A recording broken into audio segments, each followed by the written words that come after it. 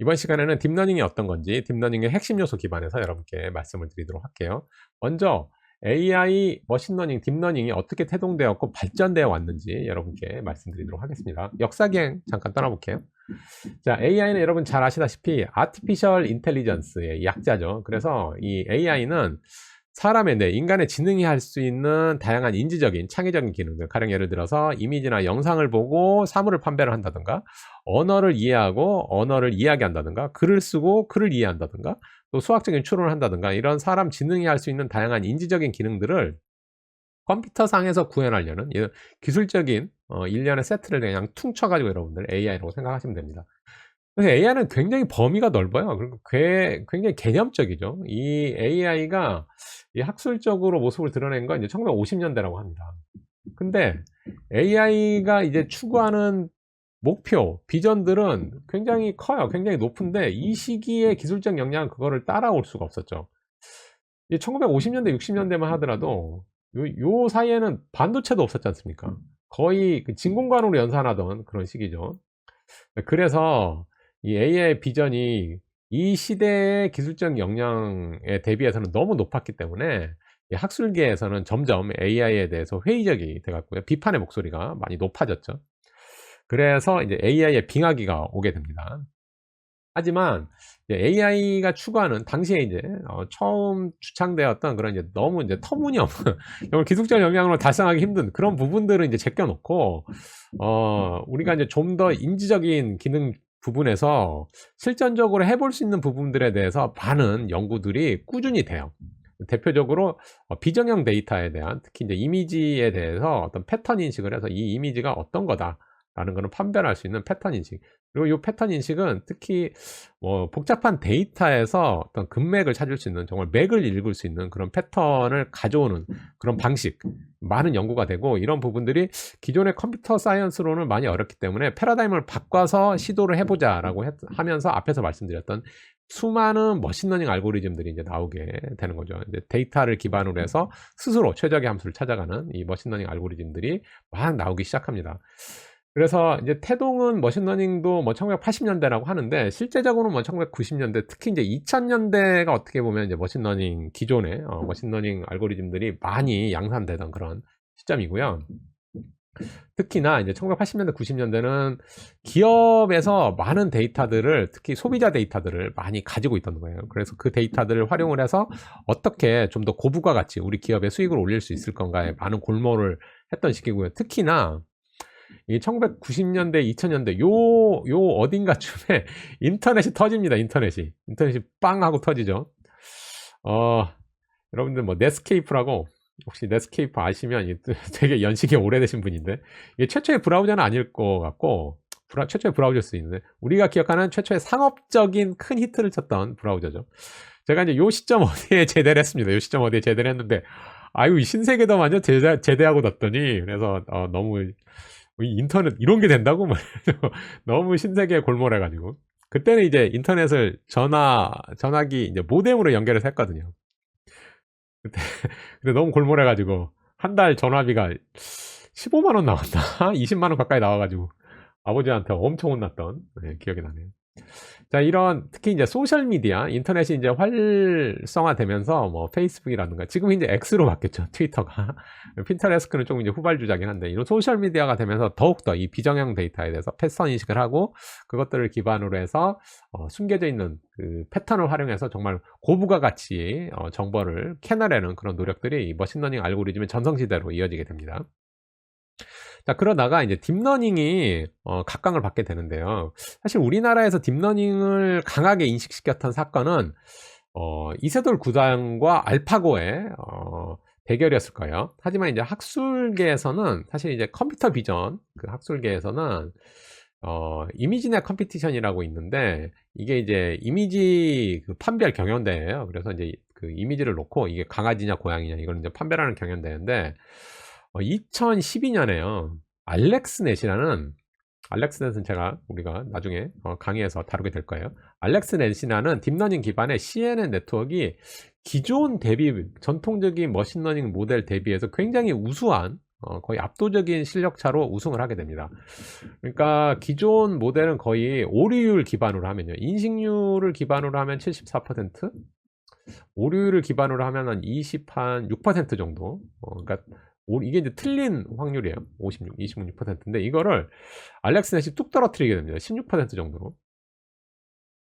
거의 뭐 이하로 더 오류율을 줄일 수 없다라고 생각을 했는데 완전 벽을 확 무너뜨려 버린 거죠. 그래서 이때부터 리서처부터 글로벌 대기업에서 딥러닝에 대해서 많은 투자를 아끼지 않게 돼요. 지금은 거의 이제 딥러닝의 붐이죠. 붐이 계속되고 있어요.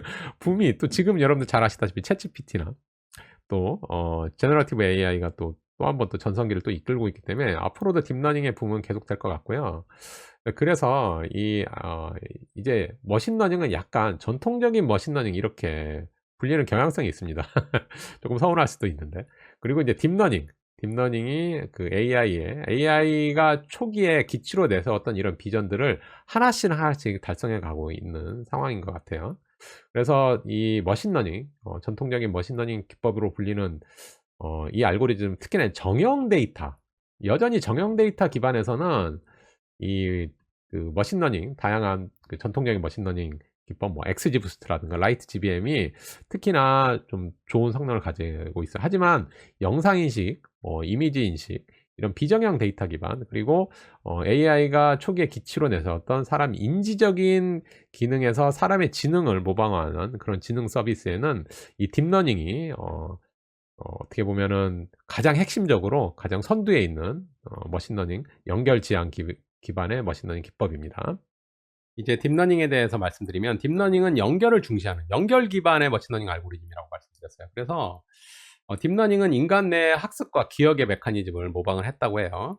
우리 뇌는 수많은 뉴런 세포로 되어 있고요. 그리고 우리가 이 뇌에서 인지 작업을 수행을 할 때 이 뉴런과 뉴런의 연결을 통해 가지고 인지 작업을 수행을 한다고 합니다.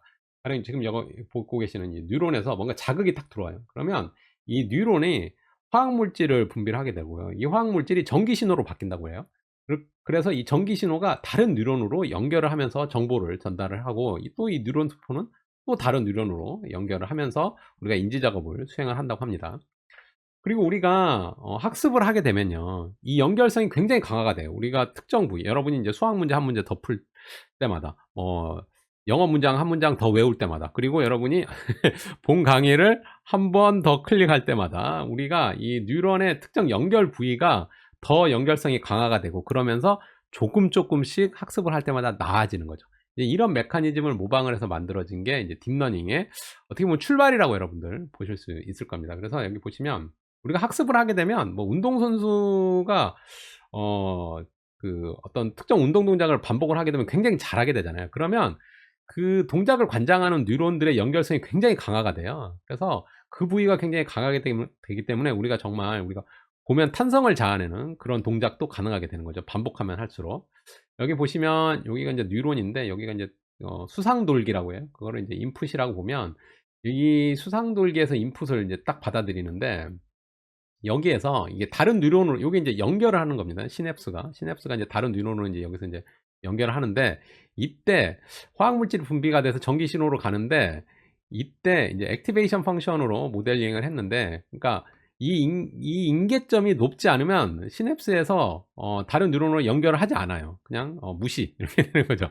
근데 이 굉장히 큰 자극이 들어와서 그 자극의 인계점이 넘게 되면, 이 액티베이션 펑션이 넘게 되면 그때는 다른 뉴런으로 전기 신호를 보내게 되는 요 메커니즘을 이용을 해서 딥러닝에, 이게 어떻게 보면 사실 이제 초기 딥러닝이죠. 초기 딥러닝. 이 딥러닝 메커니즘이 나온 거고요. 그래서 딥러닝의 핵심은 바로 이 연결을 통해 가지고 학습을 강화한다라고 여러분들 이해를 해주시면 좋을 것 같아요. 이름을 굉장히 잘 지었어요. 이름을. 딥이 의미하는 게 깊다라는 표현이 되잖아요. 그래서 이게 어떤 깊은 사고 뭐 이런 거죠. 나는 이전의 머신러닝과 달라. 나는 좀 더 깊은 사고를 할 수 있어. 뭐 이런 거. 우리가 이제 뭔가 이제 추상화 능력이 높다 그러면 이제 깊은 사고 뭐 이런 거를 의미를 딱 문맥적으로 떠오르는 그런 좀 의미도 있고, 그 다음에 실제 네트워크 구조를 보면요. 얘가 층이 되게 깊어요. 여러 층을 가지고 있습니다. 자, 여기 인풋과 아웃풋 층이 있는데, 보통 인풋과 아웃풋 층만 있으면 우리가 딥러닝 모델이라고 하지 않아요. 하지 않고 여기에 심층 신경망이 있어요. 히든 심층. 이게 굉장히 많습니다. 여기 지금 이 그림은 좀 이렇게 돼 있는데 이렇게 굉장히 많은 심층 레이어들이 이렇게 있는 거예요. 이렇게. 그래서 이 레이어들을 촘촘하게 연결을 하고 이렇게 연결이 된 나중에 이제 좀 뒤에서 바로 뒤에서 말씀드릴 텐데 이 연결을 파라미터, 가중치, 이 가중치를 학습을 하는 이 연결 파라미터를 학습을 하면서 이 머신이 학습을 하는 메커니즘이 바로 딥러닝의 학습 메커니즘입니다. 그래서 요 뒷그림은 여러분들 아마 그 이전에도 제가 말씀드렸는데 우리가 사실 개와 고양이 모델은 이거보다 훨씬 더 복잡하긴 한데 어쨌든 우리가 그 최적의 fx 함수를 요렇게 표현해 볼 수가 있어요. 요게 우리가 예측할 수 있는. 그래서 이거 사실 이제 x가 입력값이거든요. x1. 근데 이제 개와 고양이 모델은 입력값은 요게 이제 픽셀인데 이제 정확하게 얘기하면 나중에 이제 그 아웃풋 피처맨 뭐 이런 얘기 들을 거고 그 다음에 여기 파라미터가 여기서 끝나지 않죠. 요거는 그냥 여러분께 표현을 위해서 한 거고 뭐 파라미터가 거의 뭐 수백만 개, 수천만 개까지 있죠. 요즘 뭐 LLM 나오면 거의 수억 개까지 있는데 어쨌든 이게 굉장히 복잡한 식으로 되어 있어요. 그리고 요게 또 요게 또 이렇게 감싸 있고 또 여기에 또 요거 인자로 가져와서 또 요게 또 있고 또 요게 또 뭐 이런 식으로 계속 이렇게 펼쳐지는 이런 이제 모델, 굉장히 복잡한 모델인데 이 모델을 우리가 최적화해서 학습을 할 수가 있어요. 어떻게 할 수 있느냐? 이 가중치만 보더라도 굉장히 많은 가중치를 가지고 있는 게 딥러닝에서 다른 머신러닝 모델하고 큰 차이가 있어요. 가중치, 즉 학습해야 되는 파라미터가 너무 많아요. 근데 이 딥러닝은요, 나중에 이제 설명을 드릴 텐데 이 가중치 값을 학습하는 특별한 메커니즘이 있어요. 바로 이제 경사하강법 기반의 이제 오차 역전파를 기반으로 학습을 하는 거고요. 바로 이 W 값, 요거는 이제 바이어스, 요게 이제 가중치인데, 요 W 값을 최적으로 학습을 해나가면서 이 최적의 가중치 값을 찾아내면 그때의 함수가 바로 우리가 찾고자 하는 목적이 되는 그런 함수가 되겠죠. 그래서 이 보시면 딥러닝이 학습하는 거는 바로 뭐냐면 요 W 값. 우리가 연결을 하게 되면 요 W 값을 다 가지게 되는 거예요. 이렇게. 그러면 이 W 값을 기반으로 해서 최종적인 그 함수가 탁 만들어집니다. 그러면 이제 여기 함수가 만들어지는 걸로 끝나는 게 아니라 요 W 값이 뭔지, 어떻게 하면 최적이 되는지, 입력 데이터를 기반으로 해서 여기에 가장 최적인 가중치 값 W 값을 찾아내는 거예요. 어떻게? 이제 뒤에서 말씀드리겠지만 이 딥러닝 학습의 핵심인 오차 역전파, 경사하강법에 기반한 이제 오차 역전파를 기반으로 해서 우리가 이 최적의 가중치 값을 찾아내고 그 가중치를 적용을 한 게 바로 최적의 함수가 딥러닝이 찾아내는 최적의 함수가 됩니다. 자, 이번 시간에는 딥러닝에 대해서 개요적으로 여러분께 말씀을 좀 드렸어요.